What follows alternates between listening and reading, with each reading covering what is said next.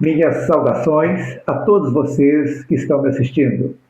Hoje, dando sequência ao nosso estudo do Evangelho segundo o Espiritismo, vamos estudar o capítulo 9, Bem-aventurados os mansos e os pacíficos. Hoje nós vamos tratar do item 6, a afabilidade e a doçura. E Kardec começa esse texto, que eu vou ler um pedacinho para vocês, muito interessante. A benevolência para com os semelhantes, fruto do amor ao próximo, produz a afabilidade e a doçura, que lhe são a manifestação. Benevolência.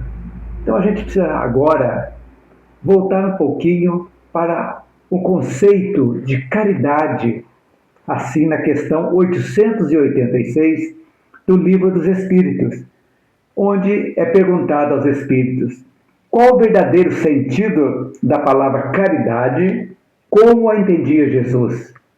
E a resposta é a seguinte, vou ler para vocês.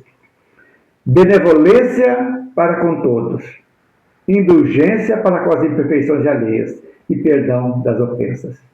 Então, podemos dizer que a afabilidade é um dos tópicos da caridade, que nós devemos ter sempre em mente, né? Então, o amor e a caridade são complemento da lei da justiça, porque amar ao próximo e fazer-lhe todo o bem que está ao nosso alcance e gostaríamos que nos fossem feitos a nós mesmos. Tal sentido é as palavras de Jesus: amai-vos uns aos outros como irmãos. Feito isso, nós vamos ver realmente o que um resumo daquilo que Kardec nos traz para que nós possamos colocar em nossas vidas diariamente. Então, a afabilidade e a doçura trata do quê? Da autenticidade das virtudes no trato social, ou seja, na convivência nossa. Lembrando que nós só evoluímos quando convivemos com mais pessoas. É assim que a gente vai apurando as nossas virtudes e também eliminando as nossas negatividades. É desse jeito, no trato, no convívio, nos relacionamentos. Isso é muito importante. E por que esse texto é importante? Porque o capítulo trata dos brandos, ou seja, os calmos, né? E os pacíficos, que promovem a paz, né? Entre as pessoas. Então a gente tem que pensar muito nisso para que nós possamos aproveitar ao máximo a nossa presente encarnação. Então vou resumir para vocês. Lógico que o importante é que vocês tenham o livro, o Evangelho segundo o Espiritismo. Se não tiverem, pode consultar na internet, baixar gratuitamente no celular, no computador. Sempre a gente dá aqui umas explicações e vocês, lógico, vão ler, depois o entendimento fica mais fácil, mais claro. Então ele diz aqui o resumo. Primeiro, o texto destaca o quê? Que a afabilidade e a doçura nem sempre são sinceras. Vejam bem, muitas pessoas utilizam essas características apenas como uma máscara ou verniz social para ocultar as suas imperfeições, tais quais o orgulho e o egoísmo. Então, veja bem, isso é muito interessante que a gente possa imaginar. Às vezes, o que os lábios estão falando não é o que o coração sente. A gente tem que entender que nós estamos aqui para dominar o orgulho e o egoísmo, que são o nascedouro de todas as outras imperfeições nossas, começa no orgulho e no egoísmo. E aí, podemos resumir então que a verdadeira doçura e a afabilidade são qualidades que emanam do espírito e se refletem no coração. Emanam do espírito e se refletem no coração. Não são apenas formas exteriores de polidez. Não. As pessoas acham que você está fazendo, falamos há pouco, só uma máscara, um verniz social. Não. Tem que ser uma coisa, um sentimento mesmo, nascido do fundo da nossa alma. Então, o verdadeiro cristão é aquele que é bondoso não por conveniência, mas por convicção moral. porque às vezes é conveniente para as pessoas parecerem bonzinhos para a sociedade, tudo, né? E sabendo que na realidade ele não é nada daquilo. Ele está atuando como um ator mesmo para que os outros possam julgá-los melhor. E na realidade não está se preocupando com a transformação moral, que é o nosso objetivo. Então, afabilidade e doçura. E também, dentro desse contexto, nós vamos ver aqui, lemos agora da palavra caridade, do Livro dos Espíritos, que eu acho que é a perfeição, é a definição mais completa que nós temos da caridade, tem a condescendência com as faltas alheias, olhar com carinho, com menos julgamento a falha do nosso próximo. Ser afável e doce implica em ter paciência e indulgência com os erros dos outros, sem julgamentos severos ou asperezas. Olha como está fazendo. O julgamento. Temos que pensar muito nisso. Estamos sempre julgando, apontando o dedo, quando nós também ainda somos muito imperfeitos. Então precisamos tomar muito cuidado, policiar nossos pensamentos, as nossas palavras, para que nós possamos, nessa caminhada evolutiva, irmos polindo devagarzinho as nossas deficiências morais. Esse é o objetivo. Porque na realidade, na Terra, ninguém é totalmente perfeito, nem perfeição relativa nós temos. Estamos caminhando. Então, cada encarnação a gente vai eliminando alguma aspereza e adquirindo novas virtudes, ou deixando as virtudes mais fortes, né? Esse é o nosso objetivo. Temos que pensar sempre assim. Somos caminheiros da eternidade. Espíritos vivendo um corpo para evoluirmos. Quitando os enganos do passado e adquirindo novas virtudes, seguindo sempre em frente. Esse é o objetivo. Não importa quando chegaremos. O importante é não parar de caminhar. Esse é o nosso objetivo principal. O texto ainda ressalta que essas virtudes devem ser cultivadas como parte do nosso progresso moral. Isso que é importante. Transformando o sentimento íntimo em vez de só polir o comportamento externo. Não é a máscara externa. É o nosso comportamento íntimo que deve ser refletir naturalmente a nossa convivência social com as pessoas. Algo natural, não forçado só para manter as aparências. Pensei nisso um pouquinho. Então, essa benevolência para com semelhantes é fruto do quê? Que diz o texto. Fruto direto do amor ao próximo. Produz afabilidade. O que é afabilidade? A gentileza, cortesia, amabilidade no trato e a doçura. O que seria doçura? Seria suavidade, brandura no modo de ser e principalmente de falar, que são as formas exteriores de manifestar esse amor. Veja bem, o modo de falar, o tom de voz, tudo isso, uma frase, você pode dizer, tem várias interpretações de acordo com o que nós emitimos, que nós verbalizamos.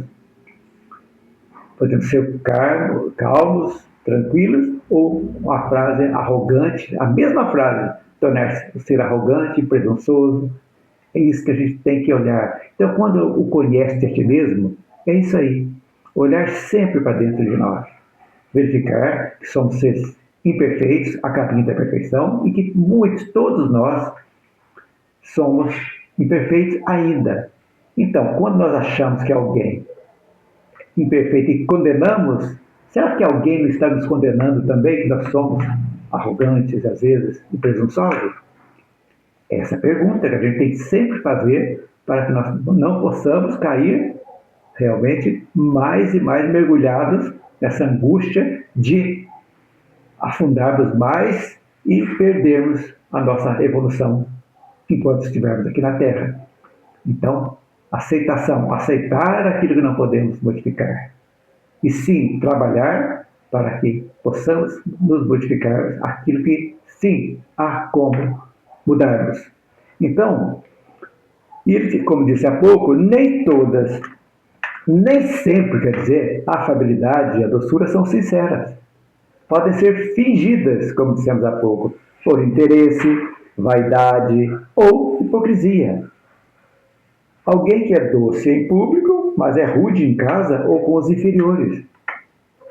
Não acontece isso? Naturalmente acontece. Precisamos pensar muito a esse respeito, né? Então, a verdadeira afabilidade e doçura nunca se desmentem. A pessoa é a mesma na sociedade e na intimidade. A mesma entre ricos e entre pobres, com iguais e subordinados. Ela não muda de tom ou atitude conforme a circunstância ou o interlocutor. É a mesma pessoa. Então, a pessoa doce, calma, branda, ela é em casa, na rua, no trabalho, com todas as pessoas. Sempre com essa indulgência com as imperfeições alheias. Às vezes a pessoa que está nos ofendendo, que está sendo rude conosco, ainda precisa de mais compreensão, ainda não está no nível evolutivo ainda, que nós precisamos entender isso antes do revide, que o revide é pior, porque aí nós abaixamos a nossa vibração, né? Nossa vibração, a nossa sintonia vibratória e nos igualamos àqueles que estão nos magoando. E aí não resolve nada, só vai dar de sabores para nós. Precisamos pensar muito nisso. Então, quem possui essa virtude genuína demonstra o quê? Que tem consistência moral. Age com brandura constante, porque o amor ao próximo está enraizado no coração e não é uma mera convenção social. Sejamos dóceis e gentis. Pensem nisso. É o nosso trabalho. Então, a verdadeira doçura, pensem nisso, atenção, é uma força e não é uma fraqueza. Ela conquista, acalma, edifica e reflete o caráter cristão elevado.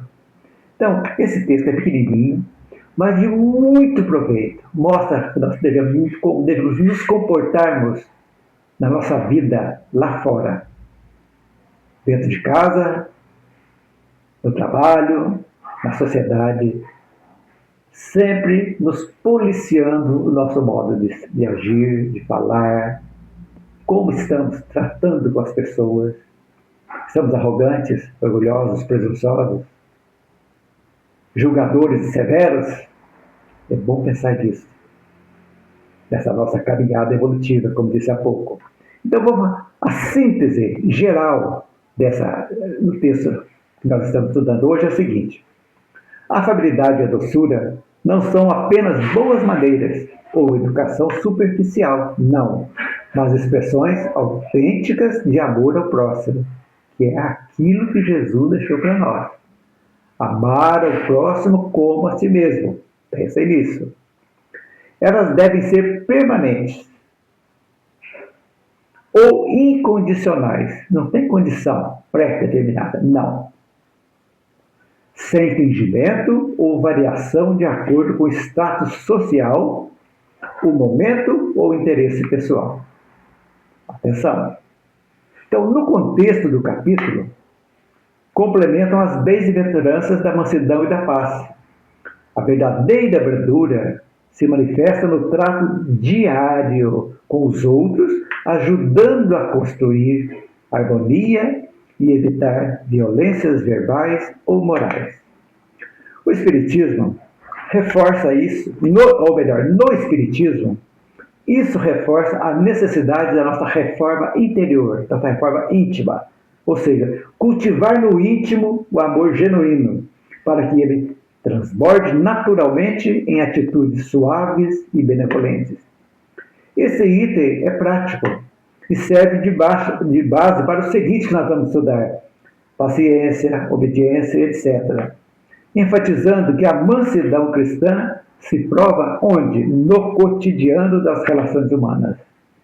Em essência, podemos dizer que essa mensagem alerta para a diferença entre a educação que vem da forma, ou seja, da etiqueta, e a que vem do fundo, que é do caráter, incentivando a busca pela benevolência real em todos os pensamentos, palavras e ações. É o que diz aqui. Então, sermos caridosos, a caridade abrange muita coisa para estudar. Benevolência é a bondade que vem a indulgência para com os erros alheios e o perdão incondicional, que vamos estudar lá na frente também isso aí. Então, quando vocês querem saber o que é caridade, como Jesus pregou, vocês lembram, podemos, com a sigla BIP, BIP, benevolência, indulgência e perdão das ofensas. Ok, gente? Essa é a mensagem que eu trouxe para vocês hoje. Continuaremos nosso estudo na próxima semana, quando vamos estudar a paciência. Um grande abraço a todos, um beijo no coração de cada um e até a próxima semana, se assim Deus o permitir.